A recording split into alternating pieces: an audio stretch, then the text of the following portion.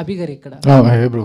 So అంటే కొంచెం gap వచ్చిందా? ఇది గ్యాప్ ఇచ్చారా? ఏం లేదు. రీజన్స్ ఏమన్నా ఉన్నాయన్నా? ఉన్నాయి. లేకపోతే మీకు నచ్చే క్యారెక్టర్స్ రాక ఏమన్నా కొంచెం వచ్చినవి కూడా వదులుకుంటున్నారు?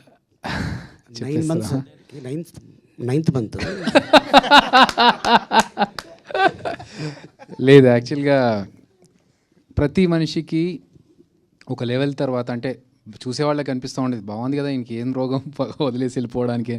సో ఒక మనిషికి సాచురేషన్ పాయింట్ వచ్చిన తర్వాత లెవెలప్ అనేది ఒకటి ఉంటుంది, ఇంకొక లెవెల్ ఎక్కితే బాగుంటుంది, నెక్స్ట్ లెవెల్కి వెళ్తే బాగుంటుందని.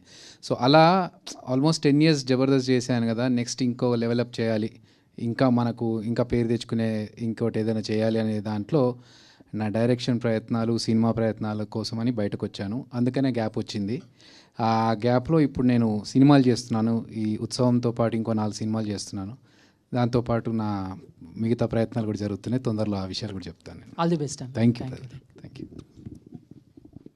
సార్ డైరెక్టర్ గారు సార్ ఇక్కడ సార్, మీరు ఇందాక నాటకాల గురించి తెలియదు అని చెప్పారు సార్.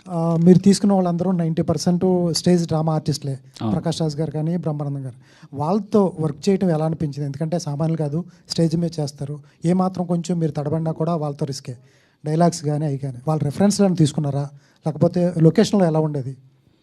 యాక్చువల్లీ ఈ సినిమా సార్, నాకు వాళ్ళందరూ ఇలాగ ఉంటారు, ప్రకాష్ రాజ్ గారు అంటే ఇది, బ్రహ్మానందం గారు అంటే ఇది అనేది నేను చాలాసార్లు విన్నాను.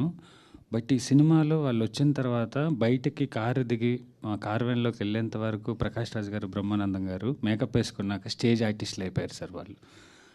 వాళ్ళు స్టేజ్ కళాకారులు అయ్యి వచ్చి సెట్లో ఉండి సాయంత్రం 6-6:30కి ఖాళీగానే ఇలాగ షాట్ కోసం రెడీ అయ్యి పిచ్చాపాటి మాట్లాడుకుంటూ ఎరా వెళ్ళొచ్చా, ఇంకో గంట ఉందామా అని వాళ్ళే సపోర్ట్ చేసి ఇంత పెద్ద సినిమాని చేయించారు సార్. యా, వాళ్ళ సపోర్ట్ చాలా చాలా బాగుంది. Only because of the story there all came sir.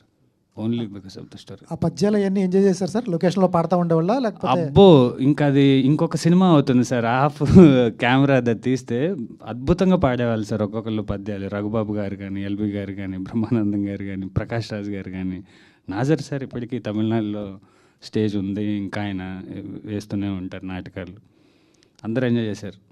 Especially మన సెట్లో ఒక 40 మందిని రాజేంద్ర ప్రసాద్ గారి ఇంటికి భోజనానికి తీసుకెళ్లారు సార్.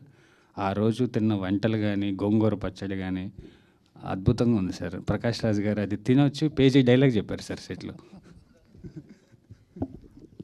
దిలీప్ గారు.